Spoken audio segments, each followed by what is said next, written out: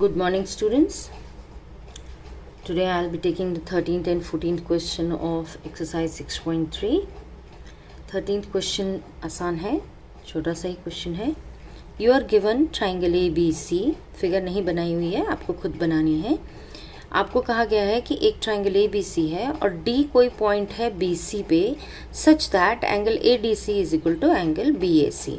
तो आपने D कहीं पर भी ले लिया ये पॉइंट, मिड पॉइंट नहीं दिया हुआ, ध्यान रहिए.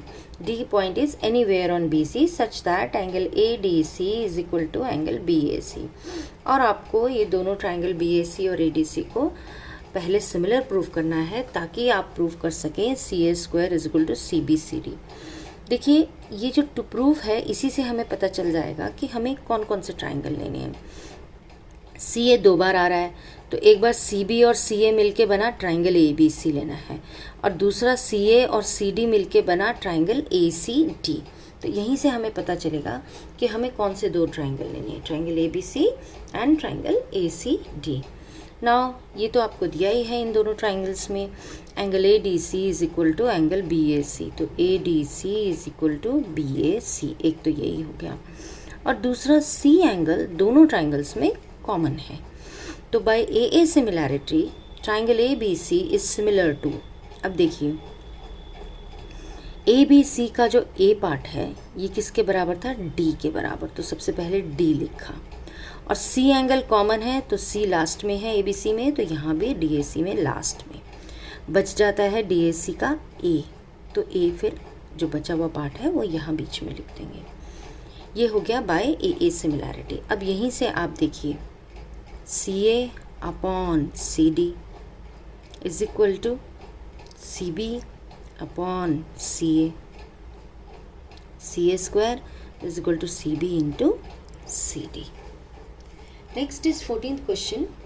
इम्पॉर्टेंट क्वेश्चन है, थोड़ा लेंदी है प्रूफ, तो ध्यान से समझिएगा. आपको गिवन है triangle ABC and triangle PQR such that AB, AC and AD are proportional to PQ, PR and PM.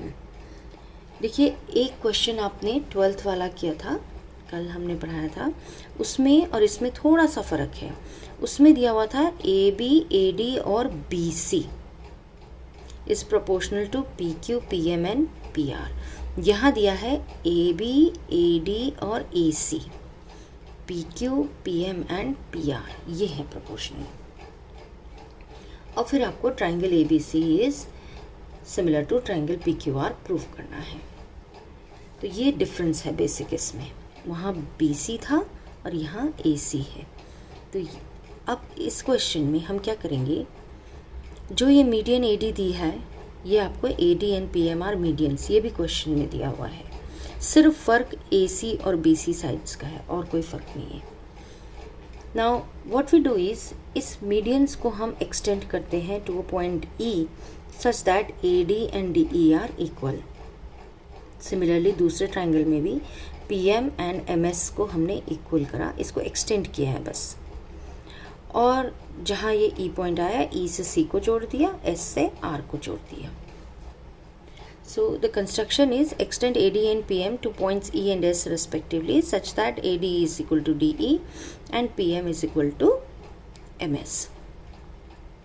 Sorry, हाँ, PM is equal to MS. And then join EC and SR. अब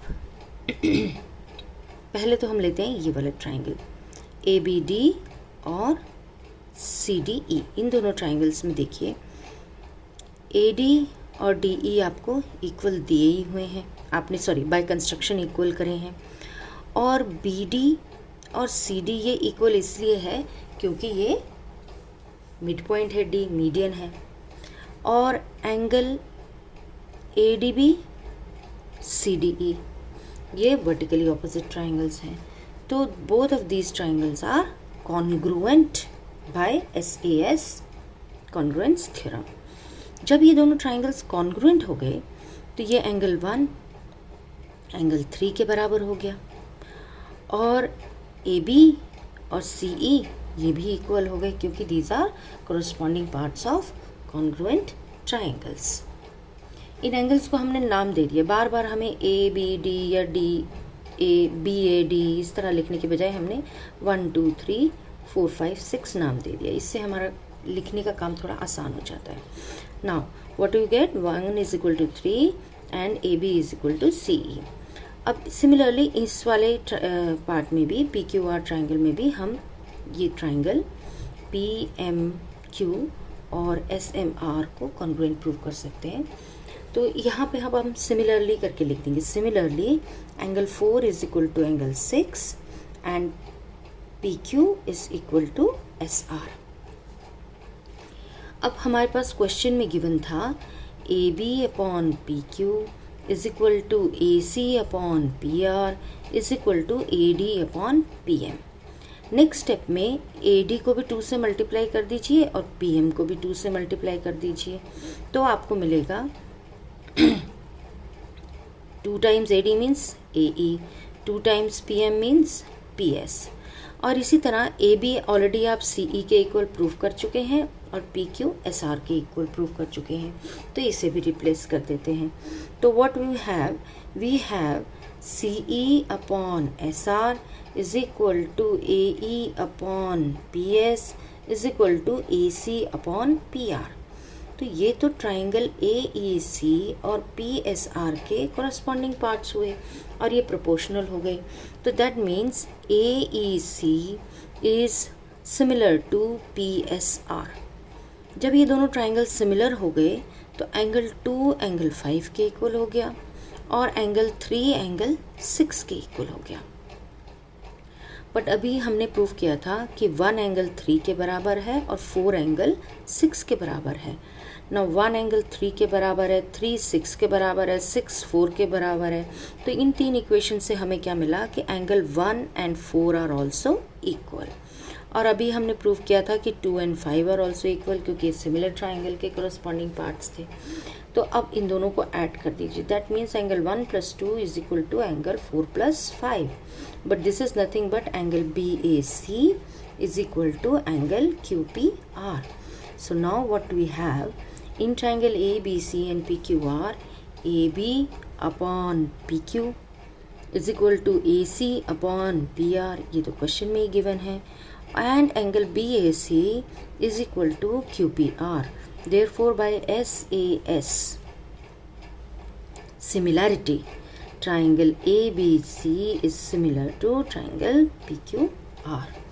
I hope ये question आपको समझ में आया होगा। इसके steps एक बार फिर से अपने आप लिखने की कोशिश करिएगा। फिर भी आपको कहीं दिक्कत आए, कोई स्टेप्स आपसे मिस हो जाए या आपको रीज़न ना समझ में आए, then you can ask me. Thank you.